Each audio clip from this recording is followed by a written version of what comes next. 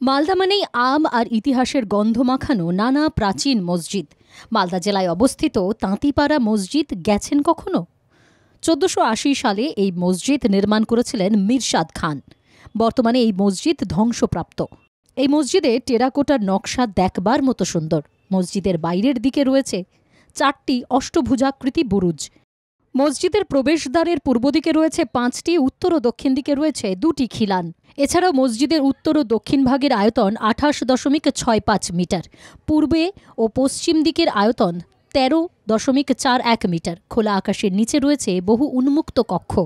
মসজিদের উপরে কোনো ছাদ নেই। পুরো মসজিদটি তৈরি লাল ইট দিয়ে। মালদায় এই রকম আরও অনেক প্রাচীন মসজিদের ধ্বংসাবশেষ রয়েছে। মসজিদের দ্বার দিয়ে ভেতরের দিকে ঢুকে দেখতে পাবেন নানা ধরনের নকশা আঁকা রয়েছে। এক একটি নকশা এক একটি প্রাচীন গাঁথা বলছে।